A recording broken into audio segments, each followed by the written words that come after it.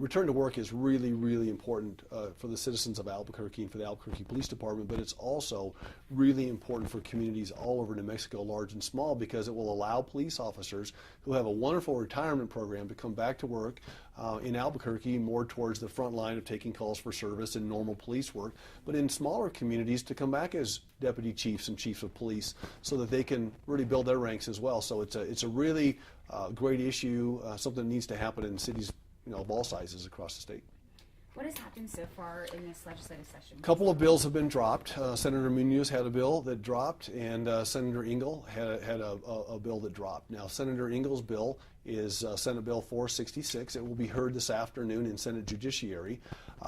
My understanding is there will be a committee substitute that's significantly different than the original bill to help pare down any potential negative impacts on the para solvency. So I've met personally with the leadership from para and told them, listen, this is important for our city. It's not the only answer to recruitment and retention, but it's a big part of it. We need the help. And what can we do to compromise on a bill that does what we need to do to help us get officers back, but also protect the solvency of the plan? And I think we're going to be able to reach some kind of an agreement on that. Whether it passes or doesn't pass, I think we'll be able to get the technical work done to do that. What is para's hesitation with the bill, and what have you talked about with them? Mostly the concern is how's it going to affect the solvency of the plan. There have been some fiscal impact reports that show really significant negative impacts, but then there's also some information I understand that shows really not only minimal negative impact, but actually a positive impact over time. So that's all being sorted out, but in order to do the math on that, we actually have to have a bill that comes out of committee that has the specific intentions in it and the specific technical fixes in it. Once that's done, then para will be able to have their actuary do the analysis on that bill, and we'll be able to tell our legislators a lot closer what the final product looks like. Okay. As it's written right now, I think Rob Perry estimated to be more like $30 million. Well, actually, it may not even be any kind of a significant negative impact if we do this thing properly. There's discussions going on, whether their final version has them or not, about limiting the number of officers that can return. There are discussions about limiting how much of the pension gets paid, whether it's 100% or less than 100%. There's talk of sunset clauses to limit the amount of time that municipalities, including Albuquerque, can do this work. There's talk in larger cities like Albuquerque about making sure that everybody goes back to normal police work rather than going into deputy chief positions and chief positions, but allowing smaller communities to bring officers back as a chief of police, as an example. So there's a lot of moving parts on it. I'm just pleased that it's getting a lot of good attention. A lot of the legislators understand the issue, they understand the need, and as the mayor, I'm just trying to educate people on why we need it, and then tell folks that we're willing to really cooperate and collaborate on a bill that works for what we need, but also protects the solvency of the pension program.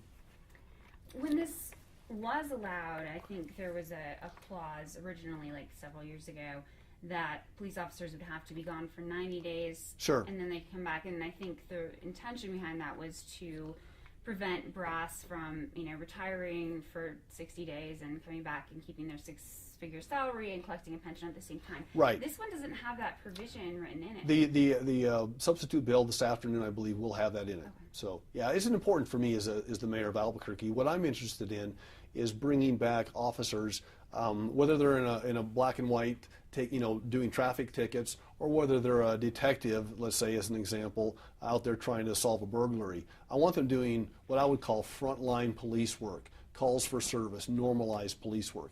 In Albuquerque, I think it's important that we don't bring return to work officers back to be a deputy chief, as an example, or chief of police. But in smaller communities around the state of New Mexico where they really have a hard time attracting chiefs of police, I think that the final bill will probably allow the smaller communities to bring people back in those leadership positions. Why not have an Albuquerque legislator sponsor this bill? Well, because it's really a statewide bill. This is not just an Albuquerque issue. This afternoon, I know there's other mayors around the state of New Mexico that are going to testify or have their staff testify on behalf of this. I'm going to try to get to Santa Fe this afternoon, if I can, after my meeting with the Secretary of the Air Force to testify. If not, I've got Rob Perry going up. But there's other cities, so it's not just an Albuquerque situation. And the fact that we've got leadership from the state Senate and Stuart Engel carrying this bill, I think is important because it shows people that it's not just an Albuquerque issue, that it really is important for the whole state.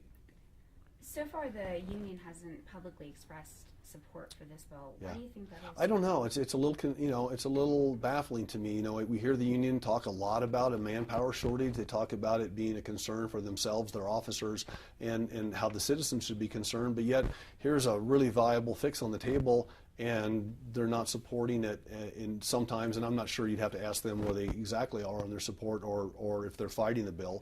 But I would hope that they would join with us and say, look, this is a great way to bring experienced officers back to taking calls for service and doing normal police work in our community. It's a way to bolster our ranks. The way that the final bill will read, it'll give the chiefs around the state discretion, so you have the ability to bring back officers that have stellar records. With the Department of Justice reforms that we're putting into place, we could really use that experience on the front lines as well. So there's lots of great reasons to support this, and we hope that the union would help us with it.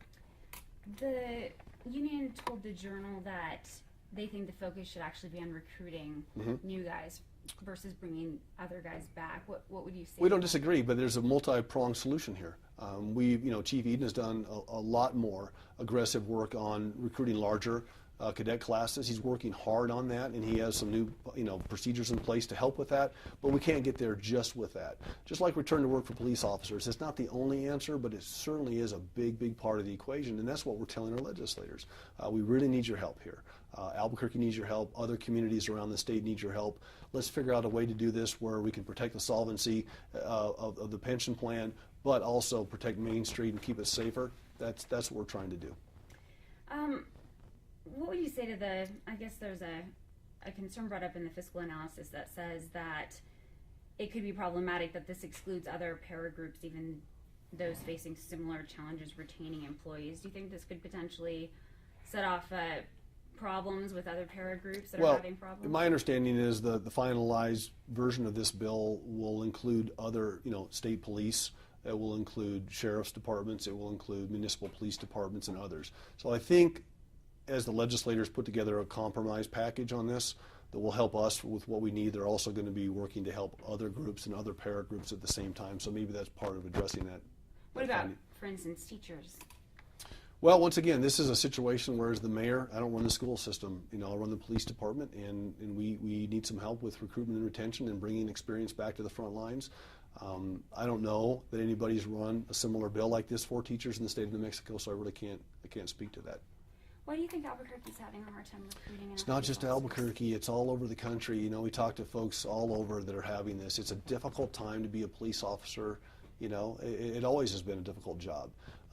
But cities around the country are just struggling to recruit. That's why we have billboards in our city from other cities across the country trying to recruit our people to their communities. It's a tough job, and we think we have a very competitive pay package here. We think we have one of the best, in fact we know we have one of the very best pension packages in the United States. So we think we have some of those incentives into place, but we also have a 20-year retirement. So put yourself in a position where you're 39, 40, 41 years old.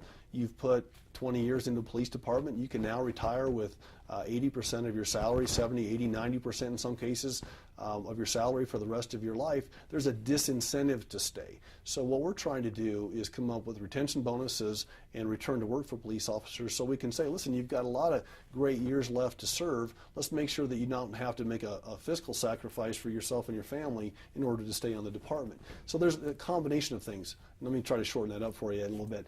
I think there's a combination of things. First of all, being a police officer in the United States is a difficult job, anywhere in the world, frankly.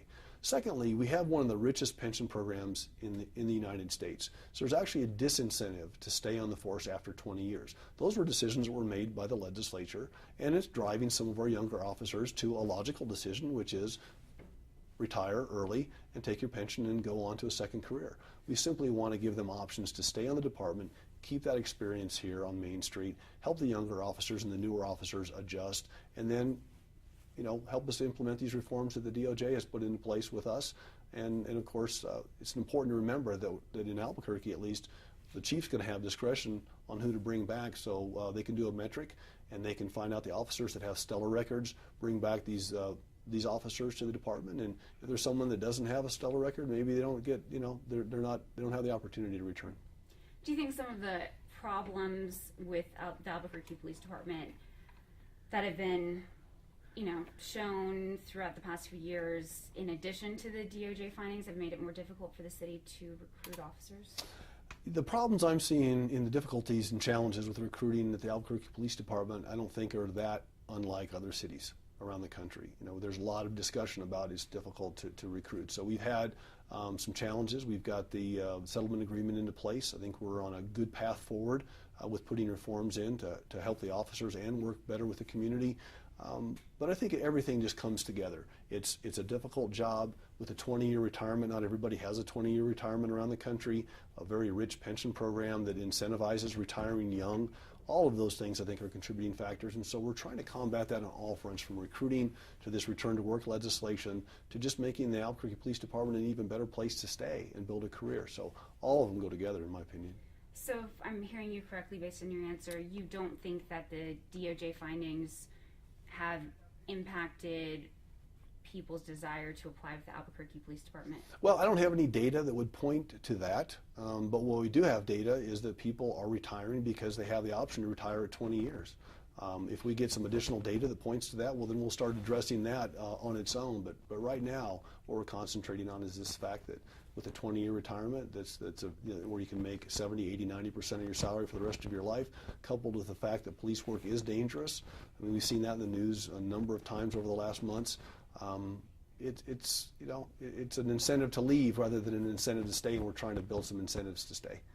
Do you support Councilor Gibson's bill to survey officers about why they're leaving? Yeah, we've done some of that on an ad hoc basis since I've been the mayor. We've tried to anecdotally talk to officers, and I hear from the chiefs. Whether it was I've had 3 chiefs of police. I've heard from each and every one of them that, listen, so and so came in as retiring, maybe not specifically by name because I don't get involved in personnel matters, but I've heard from several of my chiefs that, listen, people are coming in, they're retiring, and they're retiring because with the pension program that we have in New Mexico with the 20-year retirement, it just makes a lot of sense for officers and their families to retire. They love the department, but they're going to go ahead and retire because the pension's so good. That makes sense. We don't begrudge anybody that. That's what I've heard the most. But we're always willing to take a look at a survey. I would just make sure that when we do this survey that it's done in such a way that we don't skew it towards the only respondents being those who were unhappy or the only respondents being officers that were very happy. So if we're going to do it, let's think through how it's done. So I think to make that study meaningful, I can support the concept certainly, but to make the study meaningful, we have to be really careful about, are we going to get 100% of the officers? Is it going to be 100% anonymous? Are we only going to get officers that left because they had concerns, or are we only going to get officers that left because of the pension? Let's try to get a good cross-section, and we'll have to leave that up to a professional survey group to do that. But that's going to be the most important. Otherwise, we're going to end up with bad data. With your ad hoc survey, in addition to... Well, it's not a survey. Let me make sure I clarify. Just, in discussions, I've asked the question as a mayor. So anecdotally, you said that you've heard about the pension problem being the number one reason. Well, it's not a problem, actually. It's just a very rich pension program that incentivizes retiring early. Yeah, that's what I've heard the most. It's a problem in terms of incentivizing to leave early. It's a problem for us on numbers, yeah. Mm-hmm.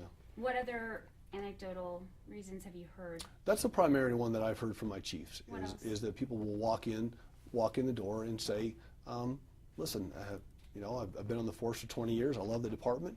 But with the pension program we have, there's great opportunities for me and my family to go out and have a second career. We're going to take the pension and go, but we love the department. That's really what I've heard. If we can do this study and we can find other issues, and the study's done properly in a way that we can trust the data and know that it's not skewed one way or the other, that's going to be very valuable. So we can certainly support that concept. You said that it was the number one thing you'd heard, but anecdotally, what were some of the other reasons that people are leaving? Well, primarily that's the one I've heard. Yeah. But what else? I really can't think of. None of them say our department is so problematic. I haven't heard that from my chiefs, but whether they're saying that or not, I guess we can find out from the survey. But I haven't heard that directly. Okay. Yeah. Is there anything else that you want people to know? No, I think this is just a good opportunity for us to work on public safety on Main Street, do it in a way that protects the solvency of the pension program, and really helps cities large like Albuquerque and small across the state, because it's an important issue, not just here, but for our friends and neighbors all through New Mexico. Great. Perfect. Can we get a cookie shop? Yeah. Meeting. As soon as that's finished, I'm going to turn right around, if they haven't already had the committee hearing, and run up to Santa Fe to try to testify. Oh, wow. Okay. Yeah, I understand Mayor Gonzalez from Santa Fe may try to go testify as well. I can't verify that, but hey, yeah, we need this. What are the plans if this doesn't go through? We'll just keep pushing. Keep pushing on recruitment and retention, and of course we had the other plan, and then it'll help us ease up on some of the other things we have to do. Okay.